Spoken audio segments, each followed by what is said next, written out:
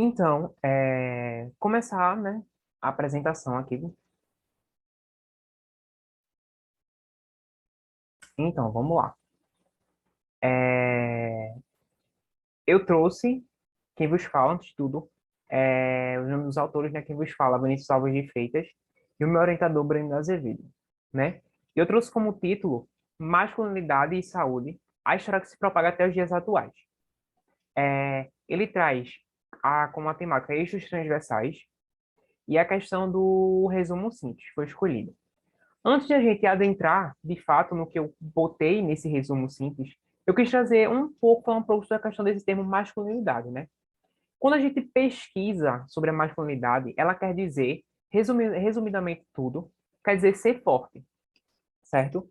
E ela é um conjunto de atributos, comportamentos e papéis que estão associados ao menino e ao homem, né?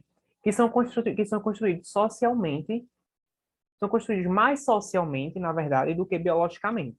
Quando a gente busca sobre a masculinidade, ela quer dizer isso, né? Então, eu peguei muito essa parte da questão de ser forte. Porque quando eu começar a falar um pouco, vocês vão entender, principalmente na introdução.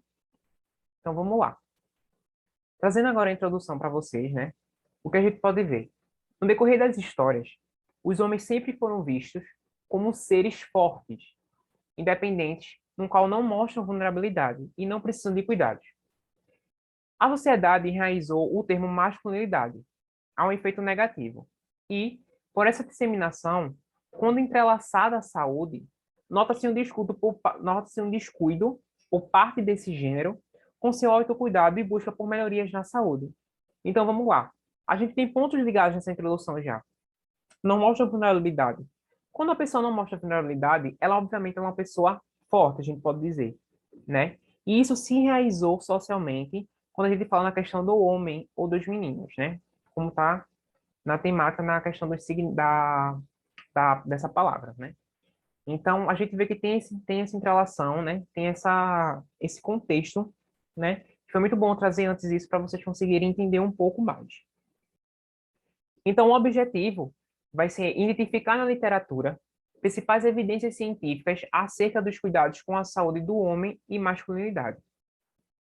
Quando a gente vai para a metodologia, né, ela trata-se de uma revisão integrativa realizada em abril de 2022, que foi o período de submissão desse resumo, sem restrição cronológica.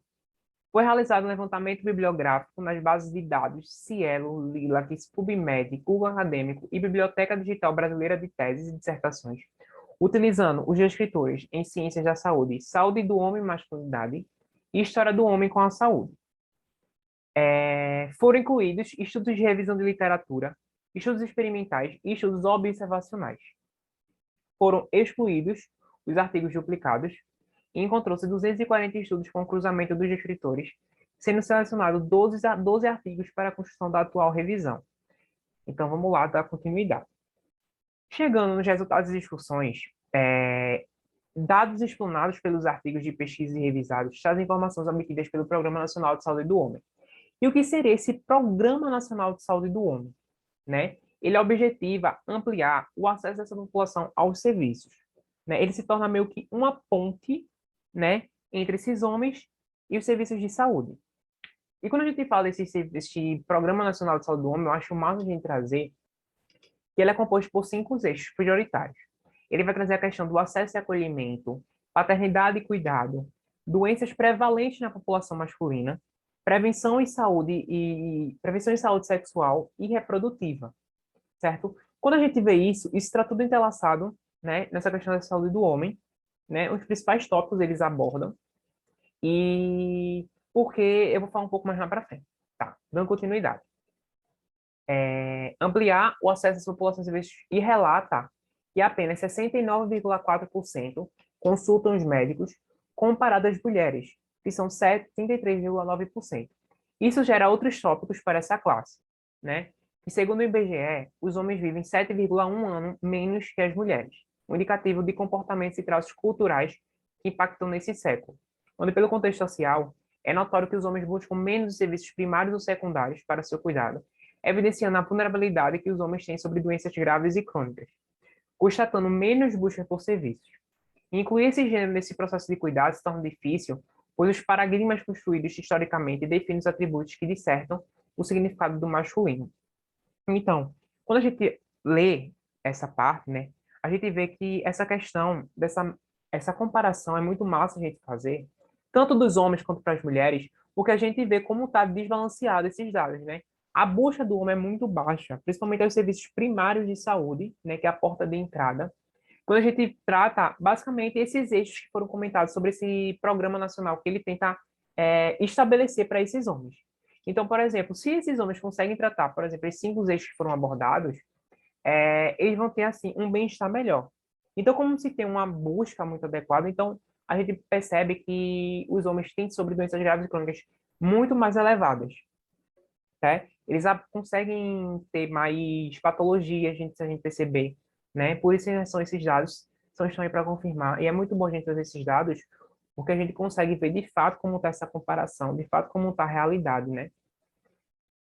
E quando a gente traz a questão da conclusão, a história social, por retratar que os homens não choram, quando adentra em um contexto de saúde, conclui-se que esse pensamento de tempos é muito forte nos dias atuais e interfere em efeitos positivos no cuidado masculino.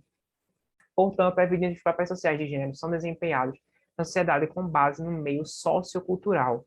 Como eu citei logo no começo, onde a gente fala desse termo masculinidade, que ele está mais associado a essa questão sociocultural do que biologicamente. Então, esses traços culturais, esses traços socioculturais que já vêm desde muito tempo atrás, hoje em dia ainda se tem